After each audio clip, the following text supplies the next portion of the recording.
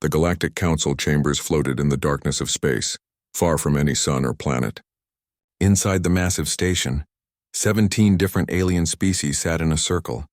Their seats rose high above the center floor where visitors had to stand. This made everyone who came before them feel small and powerless. That was the point. Ambassador Jiwan stood in that center circle today. She wore Earth's diplomatic uniform, dark blue with silver trim. Behind her stood 3 other humans. Captain Minho kept his hands behind his back, his military medals catching the light. Dr. Hana held a data pad, ready to present evidence if needed.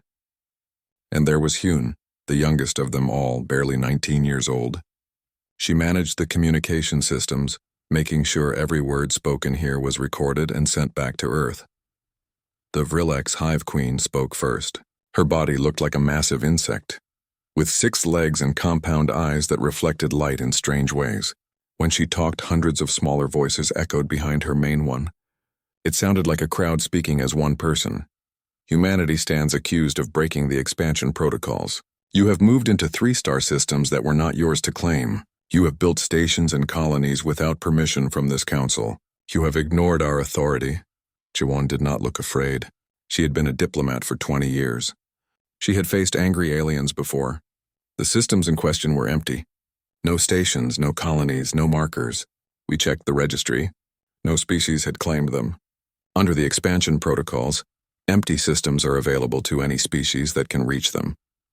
A crystalline being spoke next. The Torvin aggregate looked like a collection of glowing rocks floating together in a roughly humanoid shape. Its voice sounded like wind chimes.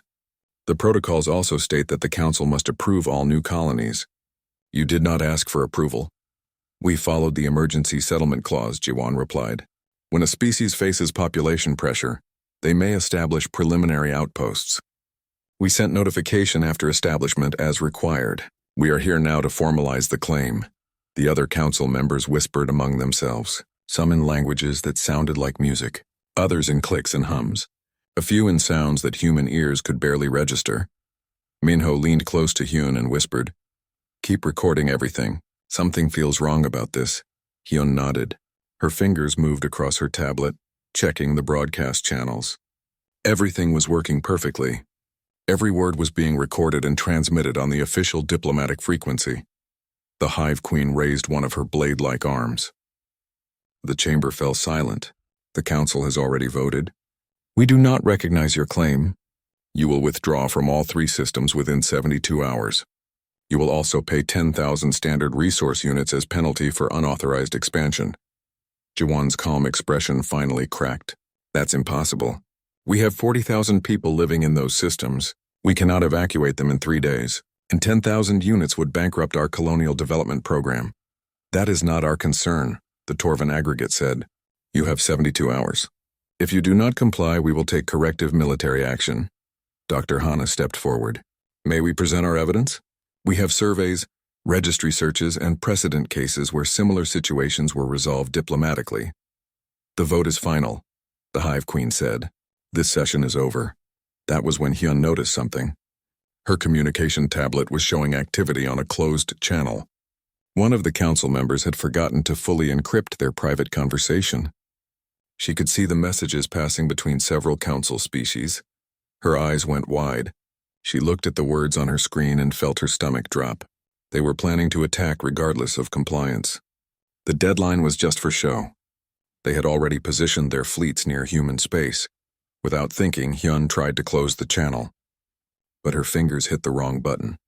Instead of disconnecting from the closed channel, she broadcasted. For 3 seconds, every species in the council chambers could see the secret messages. Every recording device captured them. And most importantly, the transmission was sent back to Earth on the open diplomatic frequency. The chamber erupted in chaos. Aliens stood and shouted in their various languages. The Hive Queen's voice rose above them all. Who did that? Who accessed our private channels? Minho grabbed Hyun's arm and pulled her behind him. It was an accident. A technical error. Lies. The Torvin aggregate's crystalline body flared bright with anger. This was espionage. This was an act of war. Jiwon held up her hands. Please, calm down. She is just a communications technician. She made a mistake. We will submit to any investigation you want. Just let us explain. But the council was not interested in explanations. The Hive Queen made a gesture. 8 armored figures appeared from side doors. They were council enforcers, soldiers from different species who served the council directly. They moved toward the human delegation. "You will all be detained pending investigation," the Hive Queen said. "Your ships will be impounded. Your government will be contacted and informed of your crimes." Hyun was shaking now. Minho kept himself between her and the approaching enforcers. Ji-won was talking rapidly, trying to invoke diplomatic immunity, quoting treaty sections from memory. Dr. Hana was already backing toward the exit, but more enforcers appeared there too. One of the enforcers, a tall reptilian creature with red scales, pointed at Hyun. "That one. She accessed the private channels. She broadcast our communications. She is the spy. She is 19 years old," Minho shouted. "She pressed the wrong button on a tablet. This is insane." The Hive Queen's many voices merged into one terrible sound. "The penalty for espionage against the Galactic Council is death. Immediate execution. This is council law. No appeals. No delays." Everything happened very fast after that. The enforcers moved forward. Minho tried to stop them, but 3 of them grabbed him and held him back. Ji-won was screaming about treaties and diplomatic protections. Dr. Hana was frozen in shock. Hyun looked at her tablet one last time. She pressed a button and locked the recording. Everything that happened in this chamber was saved now. Earth would receive it. She looked up at Ambassador Ji-won and said quietly, "I am sorry. Tell my parents I love them." The reptilian enforcer raised a weapon. It hummed with energy. Hyun closed her eyes. The weapon fired. Hyun's body fell to the polished floor of the council chamber. The sound echoed in the sudden silence. Ji-won fell to her knees. Minho stopped struggling and just stared. Dr. Hana made a sound like a wounded animal. The council members sat in their high seats and watched without expression. The Hive Queen spoke. "The sentence has been carried out. The remaining humans will be detained until Earth responds to our demands. This session is concluded." Ji-won looked up at the council with tears on her face, but her voice was steady when she spoke. Her words were recorded and broadcast on all frequencies. Every species in known space would hear them. "You have made a grave mistake. You have no idea what you have just done." The enforcers dragged the 3 surviving humans toward the detention cells. Behind them, Hyun's body lay still on the cold floor. Her tablet blinked once, confirming that the last transmission had been sent successfully. Earth had received everything. Every word. Every image. Every second of what the Galactic Council had done to a 19-year-old girl who had pressed the wrong button. In the darkness of space, in the secret places where Earth kept its most carefully hidden projects, people were already starting to move. Ships powered up their engines. Weapons that nobody knew existed began their activation sequences, and in secure rooms on Earth itself, 3 people who truly ran humanity's government looked at each other and nodded. The galaxy did not know it yet, but everything had just changed. The Vrilix Hive Queen expected rage. She expected threats broadcast across every frequency. She expected human warships to jump into council space with weapons charged and ready. That was how young species always reacted when the council showed its power. They screamed and threatened and eventually submitted when they realized how outmatched they were. But from Earth came nothing.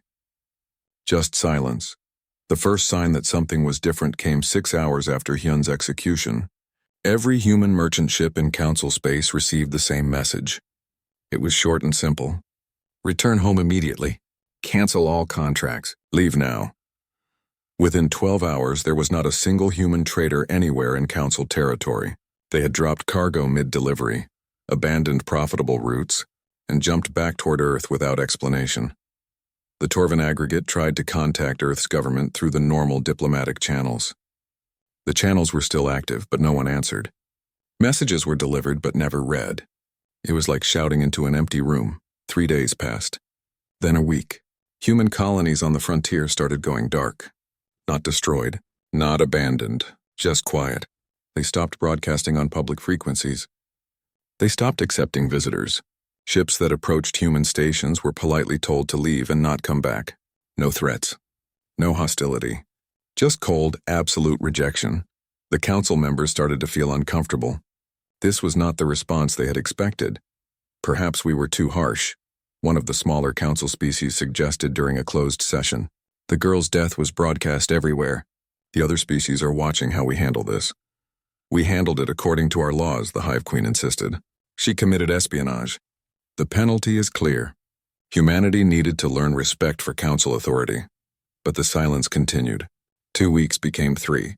Then 4. The Kresh, a warrior species that respected strength above all else, sent scouts to observe human space. 3 ships went in. None came back. No distress signals. No wreckage. They simply vanished the moment they crossed into human territory. The Kresh sent 3 more. The same thing happened. After the 6th ship disappeared, the Kresh High Commander made an announcement. We will not provoke humanity further. Whatever they are doing in their space is their business. The Council was not pleased. They sent their own investigation team, a small fleet of 12 ships with full diplomatic immunity. The ships reached the edge of human space and stopped. The lead captain sent a message. We are experiencing technical difficulties. Our jump drives will not engage. We are returning to Council space. They never explained what technical difficulties they encountered, but the captain looked frightened in his report.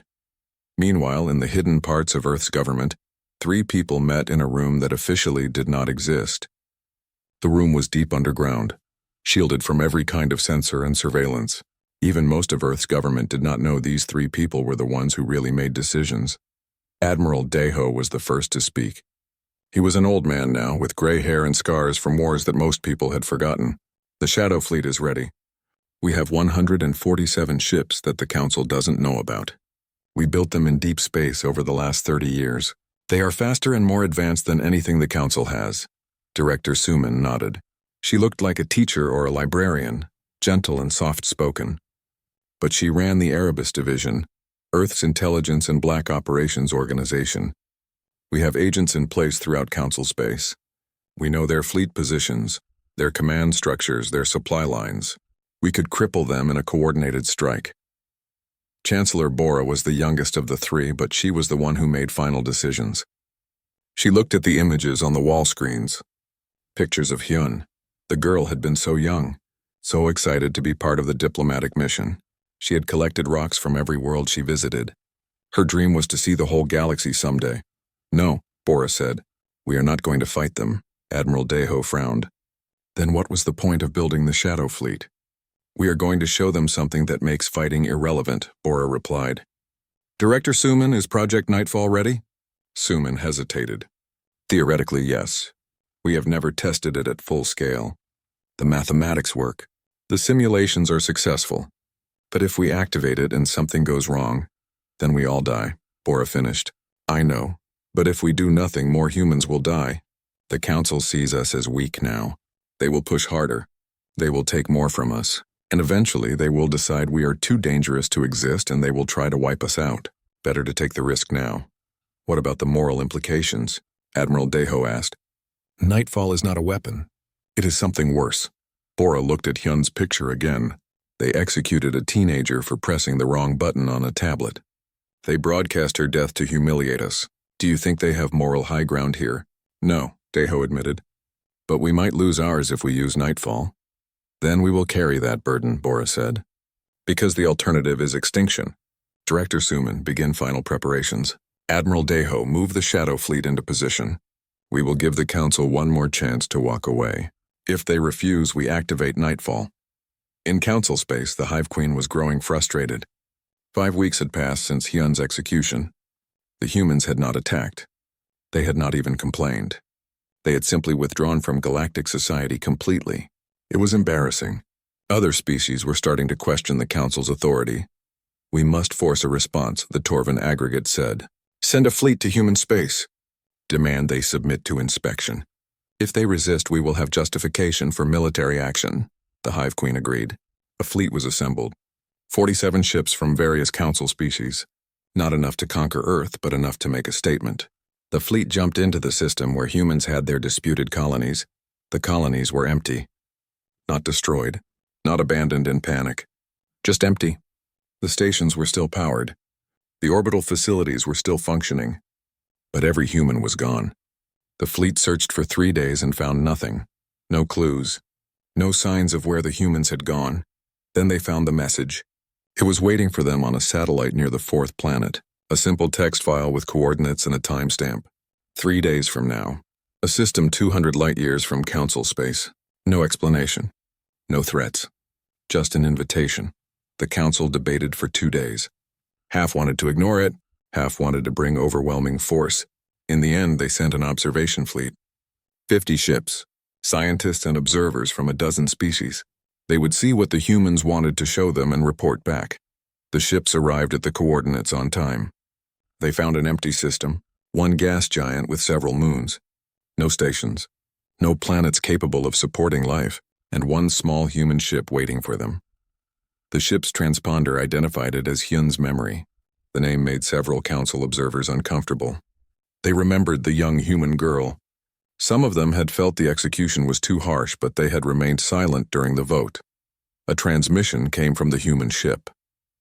The video showed Captain Minho, the military officer who had tried to protect Hyun.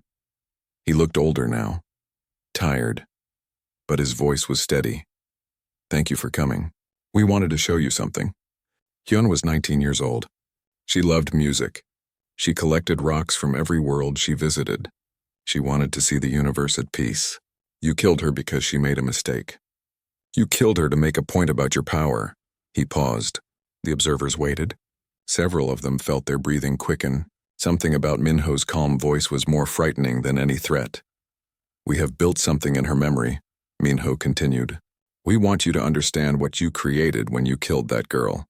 Watch carefully." The transmission ended. The observers looked at their sensors.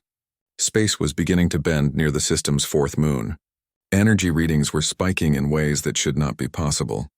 Scientists on the observation ship started talking rapidly, checking their instruments, trying to understand what they were seeing. Then space tore open. Something came through. But it was not a ship. It was not anything the observers had ever seen before. It looked like a hole in reality itself, surrounded by light that hurt to look at directly.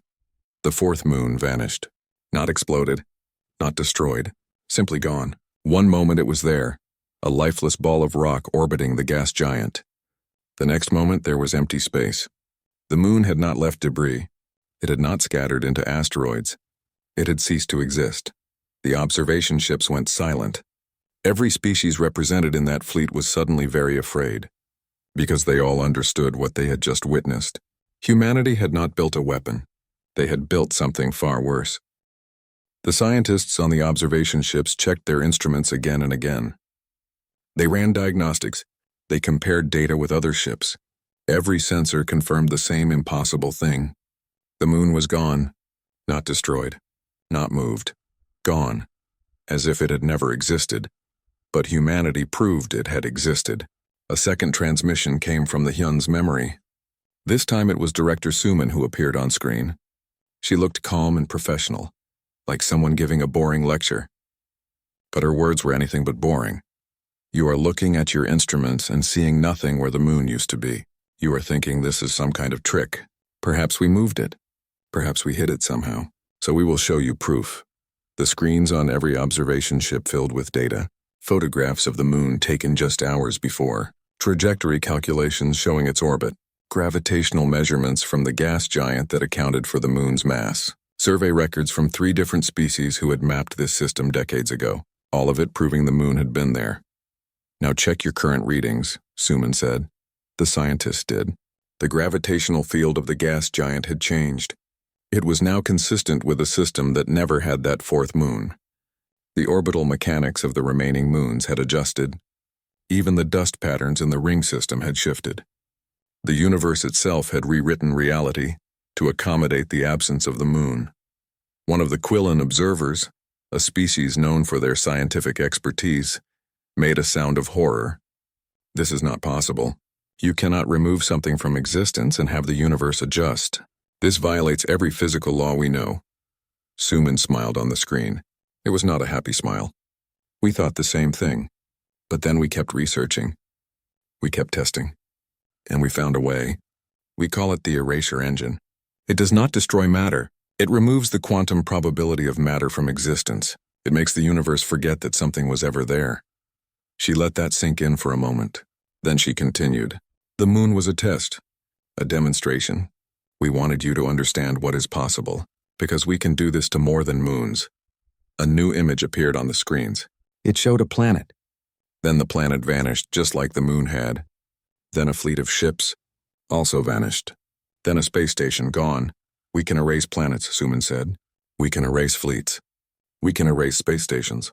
We can target anything we want and remove it from existence. But we will not, because unlike the Council, we value life. We do not execute teenagers for making mistakes. The observation fleet was silent. Several ships had already started charging their jump drives, preparing to run. But they forced themselves to stay. They needed to hear the rest. A third transmission came. This time it was Chancellor Bora herself. Most of the Council had never seen her before. Earth's public government was run by someone else. Bora was the real power, but she stayed hidden. Until now. I am Chancellor Bora. I am the one who authorized the Erasure Engine project. I am the one who gave the order to build it. And I am the one who will give the order to use it if necessary. She looked directly into the camera. Her eyes were hard. The Galactic Council is hereby dissolved. You have 72 hours to disband your joint military forces and return to your home systems. Any species that attempts coordinated military action against Earth or any human colony will be erased from existence. Not destroyed. Removed from history itself. The transmission ended. The observation fleet sat in stunned silence for almost 10 minutes. Then every ship activated its jump drive and fled. They needed to report this to the Council immediately. The Council chambers were in chaos when the observation fleet's report arrived. The video of the moon's erasure was played over and over. Scientists from every species tried to explain how it was possible. Nobody had good answers. This is a bluff, the Torvin aggregate insisted. They cannot possibly have the power to do this to living targets. The energy requirements would be astronomical. Did you see the moon disappear? The Quillen representative asked. That was not a bluff. That was real. It was a lifeless rock, the Hive Queen said. Using this weapon on living beings would be different. Perhaps impossible. We should call their bluff. The Kresh High Commander stood up. His species were warriors. They understood strength and they respected it. No, we should not. They showed us a weapon but did not use it on us. They erased a moon when they could have erased our observation ships. This is not bluffing. This is mercy we are too foolish to accept. Are you suggesting we surrender to human demands? The Hive Queen's multiple voices rose in anger. We are the Galactic Council. We do not bow to threats from a single species. Then you will die, the Kresh commander said simply. He gathered his delegation and left the chamber. Within an hour, the Kresh had officially withdrawn from the Council and sent a message to Earth. We will not interfere with you. We ask only that you do not interfere with us. We will respect human space and human interests. 2 other species followed. The Quillen merchants and the peaceful Devrani both withdrew from the Council and sent similar messages to Earth. They wanted no part of whatever was about to happen. That left 12 species in the Council. The Hive Queen called for a vote. Humanity has threatened the entire galaxy. They must be stopped. I propose we assemble our combined fleets and strike at Earth directly. We will force them to surrender this weapon before they can use it.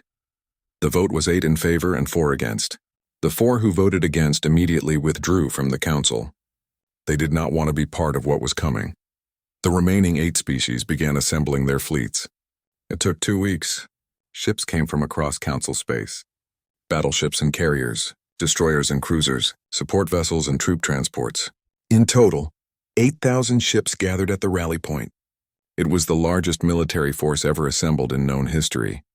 Admiral Deho watched the fleet gather from his hidden command post. The Shadow Fleet was positioned around Earth's solar system, but they were cloaked and invisible to sensors. He sent a message to Chancellor Bora. They are coming.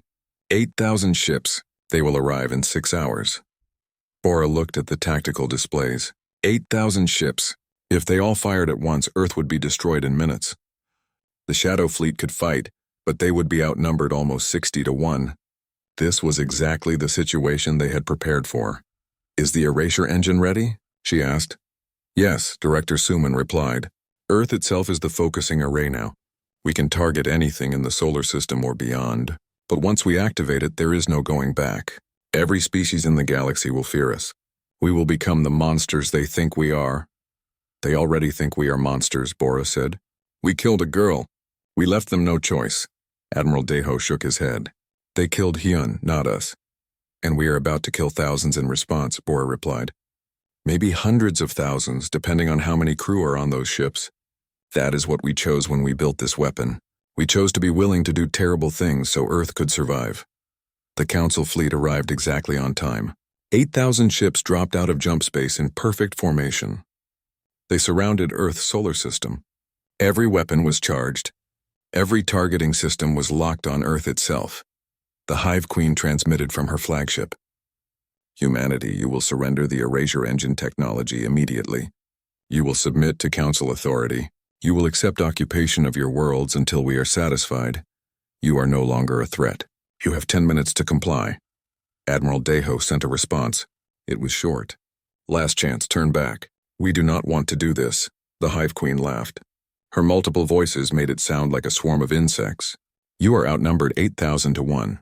You have no orbital defenses, no fleet to protect you. Surrender now or we will destroy Earth and every human colony. You were warned, Deho said. Then he closed the channel. Chancellor Bora took a deep breath. This was the moment. Everything came down to this choice. She could surrender and hope the Council would be merciful. But she knew they would not be. They would take the erasure engine. They would occupy Earth. And eventually they would decide humanity was too dangerous to exist. Better to strike now and live in fear than submit and die slowly. She gave the order. Activate the erasure engine. Target their fleet. Surgical strikes only. Remove the ships but try to minimize casualties on board. And prepare to extend the erasure to their home systems. Military targets only. No civilian casualties. Director Suman's fingers moved across her console. Activating now. Space around Earth began to bend. The erasure engine was not located in one place. It was spread across the entire planet. Every major city had a piece of it hidden underground. When activated, they all worked together, turning Earth itself into the largest weapon ever created. The effect was immediate. 8,000 ships vanished. They did not explode. They did not burn. One moment they were there, weapons charging, preparing to fire. The next moment, empty space. No debris, no energy signature, just nothing. But the erasure engine did not stop there. Following its programming, it traced back along the fleet's path. It reached the homeworlds of the 8 attacking species. It targeted military installations. Orbital weapons platforms vanished. Warships docked at shipyards disappeared. Military command centers ceased to exist. The silence after the erasure was absolute. On 8 different homeworlds, populations looked up at their skies and saw nothing where their defensive fleets had been.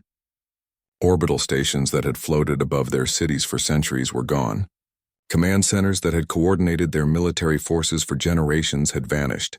People checked their records and found photographs, videos, and blueprints of these installations. But when they looked with their own eyes or sensors, there was only empty space. Panic spread across those worlds. Not because of destruction. There was no destruction, no explosions, no fires, no deaths. The erasure had been surgical and precise, but the implications were terrifying. If humanity could remove warships from existence, what else could they erase? Cities, continents, entire planets? The Vrillex homeworld descended into chaos first. The Hive Queen had led them into this disaster. She had ignored warnings. She had insisted on attacking Earth, and now the Hive's entire military force was gone. Other hives on the planet saw their chance. Within hours, the Hive Queen was overthrown. She was not killed. That would have been too merciful. Instead, she was separated from her hive connection, left alone with her thoughts for the first time in her life. The punishment was considered worse than death for her species. The Torvan aggregate fractured immediately. The crystalline beings had made decisions through consensus for thousands of years, but consensus had led them to attack humanity.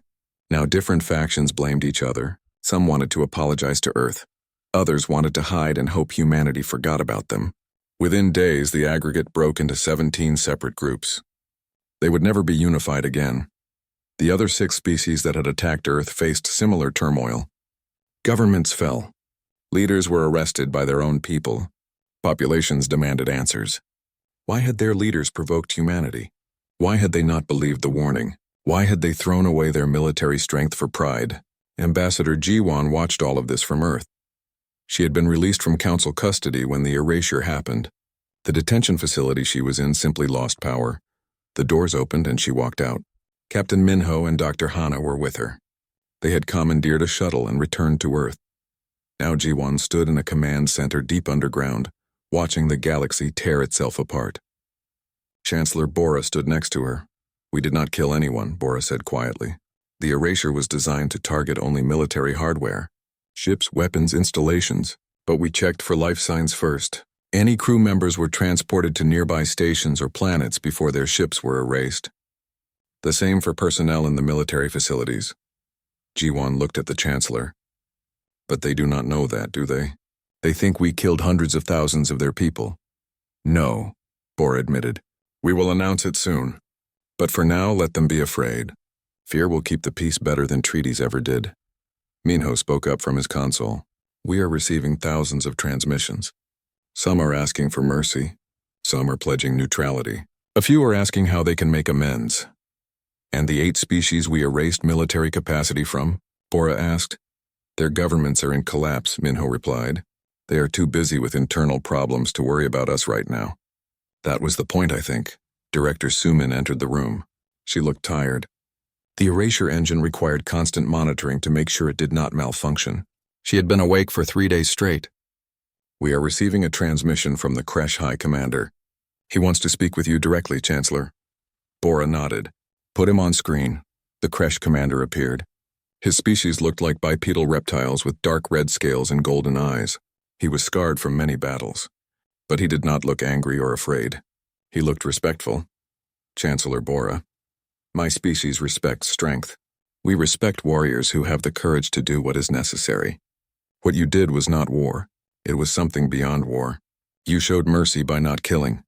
But you showed power by removing the ability to fight. This is wisdom." Bora was surprised. She had expected anger or fear, not praise. "Thank you, High Commander. What do you want from Earth?" "Alliance," he said simply.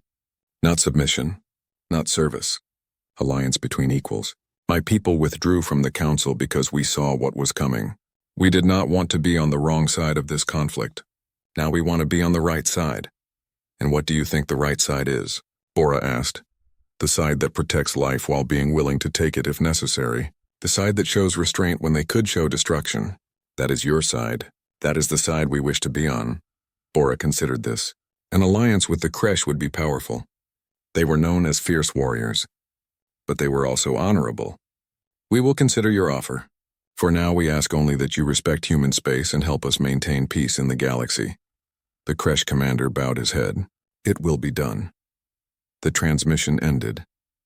Over the next weeks, Earth received hundreds of diplomatic requests. The Quillen wanted to resume trade, but on fair terms they would negotiate together. The Dovrani wanted to send scholars to study human philosophy. They wanted to understand how a species could build such power but choose not to abuse it. Even some of the species that had attacked sent messages. Not from their old governments, which had fallen, but from new leaders who had taken power.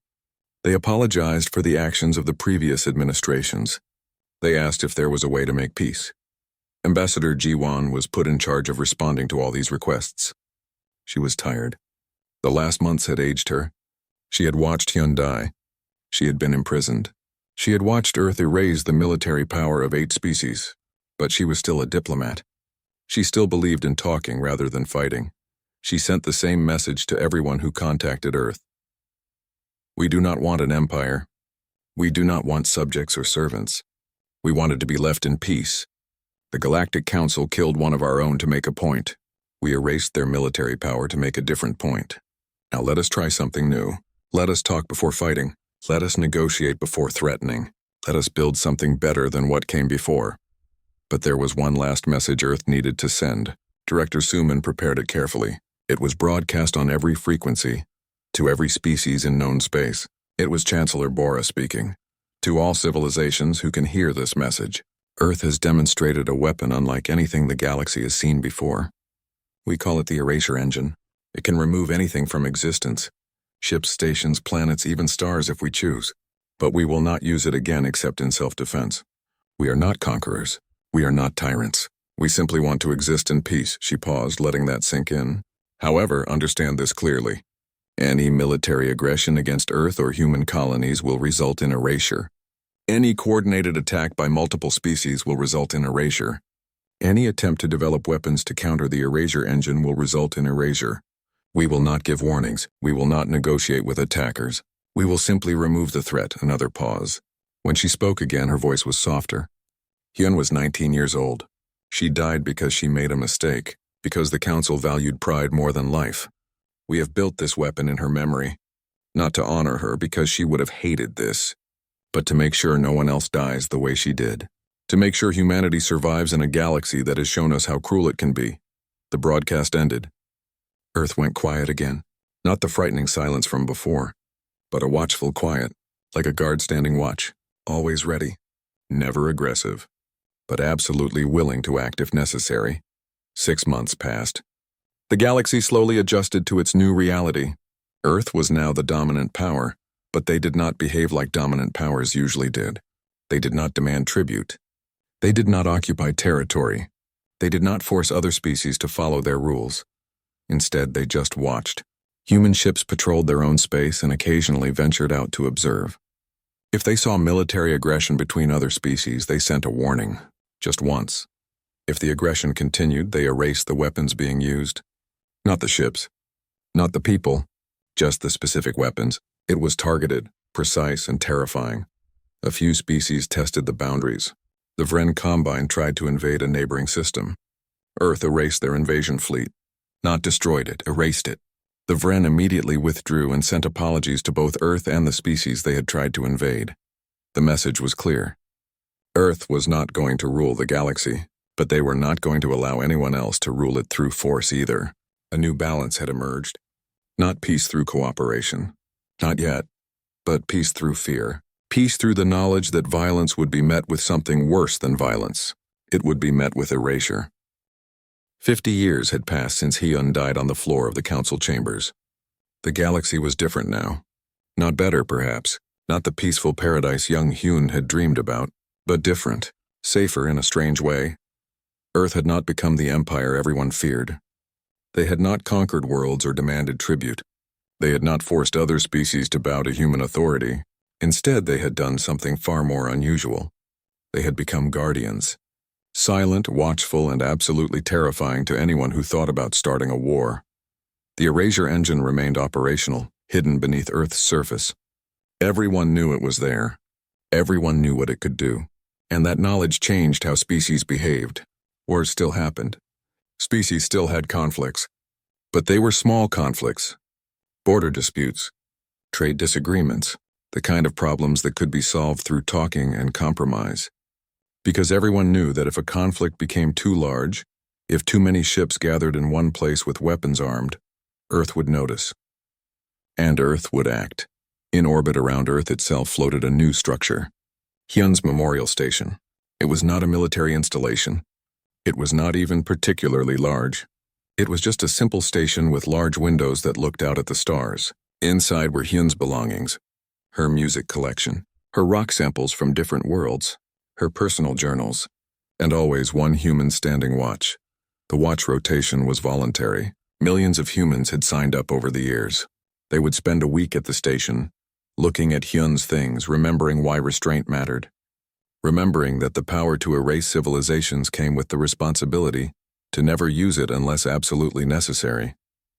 Captain Minho had taken the first watch shift 50 years ago.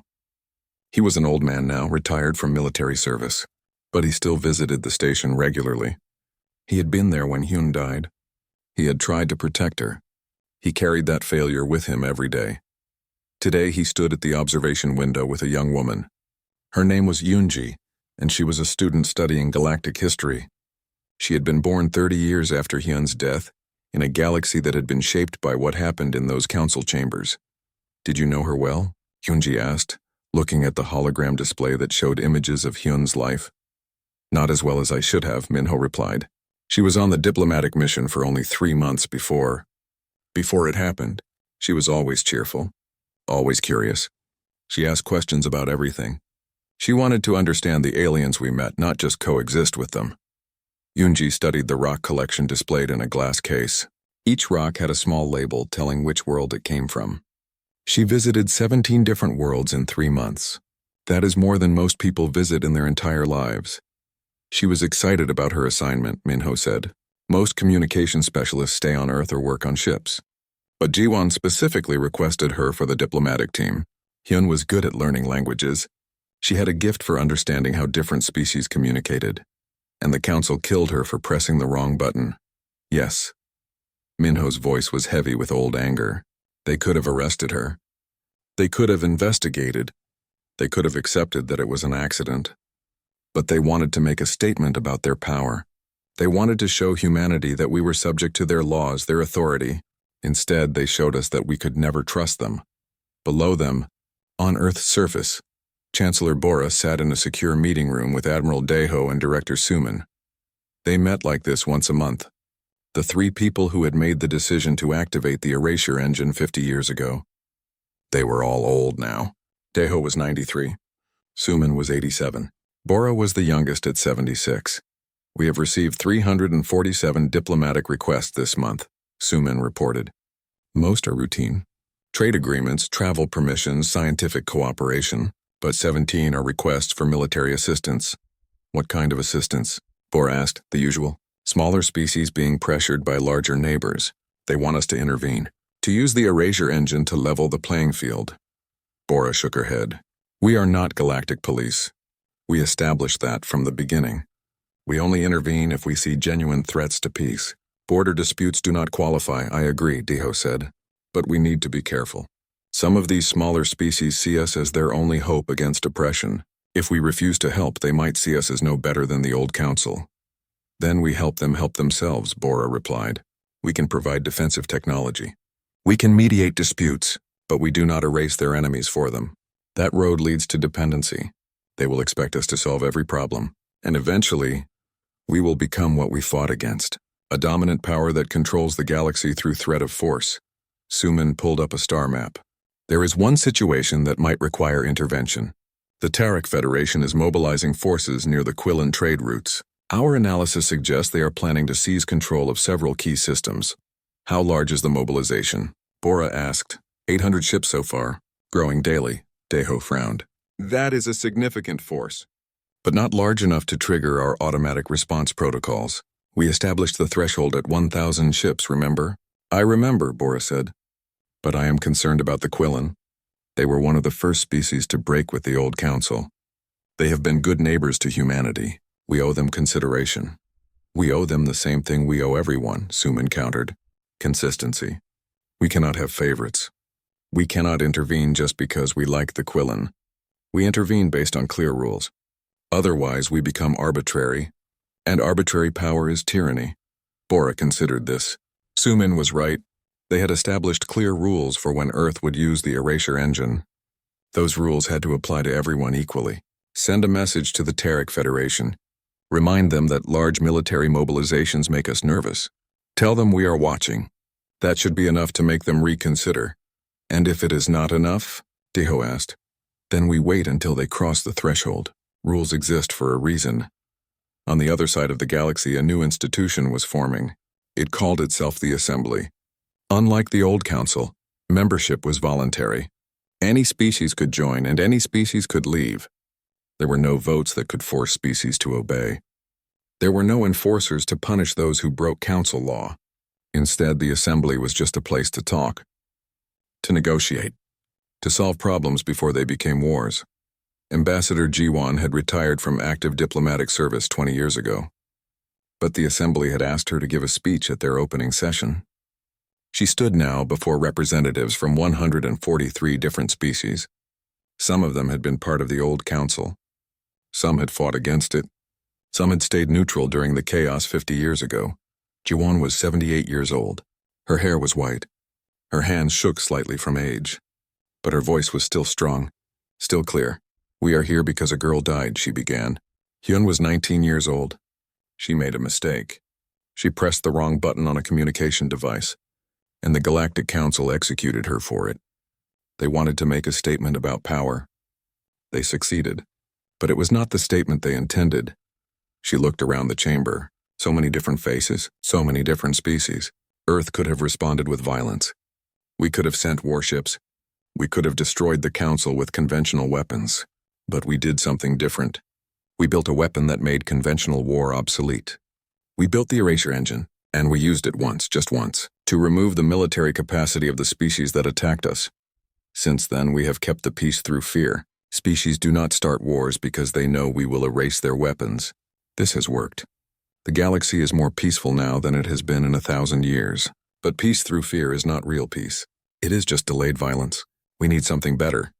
Jiwan paused and took a drink of water. Her hands shook more when she was tired. This assembly is our attempt at something better. Here you can disagree without dying. Here you can argue without fighting.